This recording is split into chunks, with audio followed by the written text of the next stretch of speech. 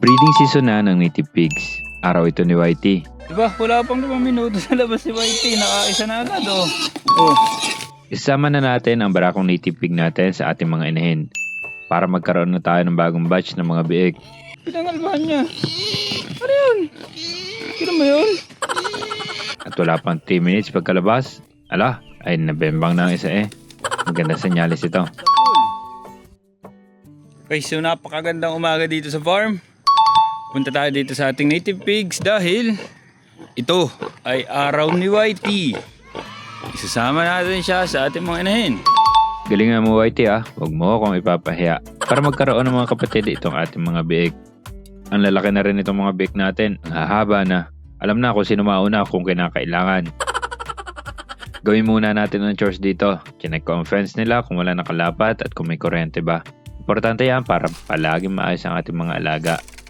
Na maka-confirm na okay, ay dali na. Whitey, this is your time to shine. Buksan na natin ang ating gate.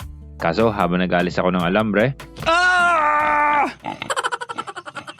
Lakas. aray ko.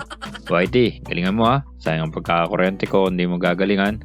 Kaso ang tanong, tatawid kaya siya ng mabilis at walang alinlangan? Malalaman. Tignan natin.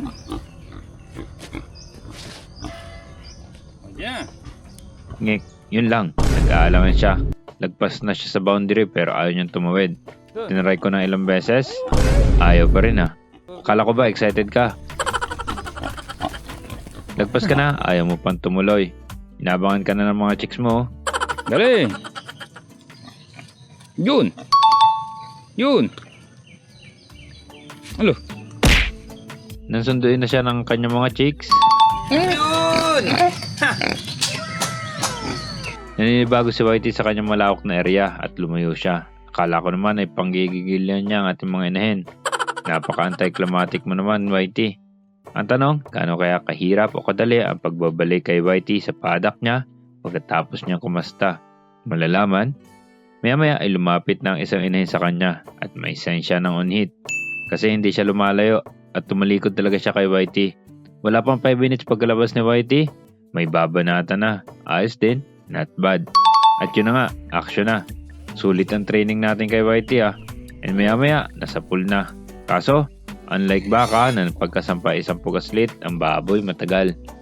At ganun daw talaga pag on-hit ang inahin, hindi kailangan i-restrain para manatili siya. Para nakabang na yung isa pumila na siya. Habang tinatapos ko ang chores, nag-checklist ako nung biglang. So.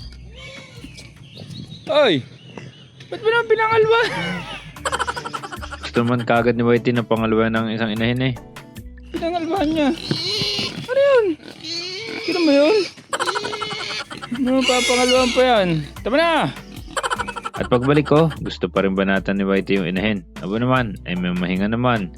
Kaya pinrepair ko na ang feeds para ma-distract na si Whitey. Talaga namang, kumalas na rin naman, kain muna Whitey para may lakas mamaya. Bukas naman na ulit pala siguro para ma-recharge naman. Grabe ka naman. Sa mga bake naman natin, akala mo palagi, pag huling napapakain, akala mo ay meron akong dining napakalaking baboyan sa sobrang ingay nila. Ito na, manahimik na. Kaya kayo mabuti para hindi naman kayo abutan ng inyong mga kapatid. At may maialay kagad tayo. Mababait na sila kahit paano. Hindi na sila lumalayo. February 26 na shoot ang video na to. Halos 4 months, meron na tayong bagong batch ng mga biik. Excited na ako. Proven naman na sila yung maanak Kaya di na imposible yan at malayo. Excited din ba kayo mga Call of Duty? Yun lang. Peace.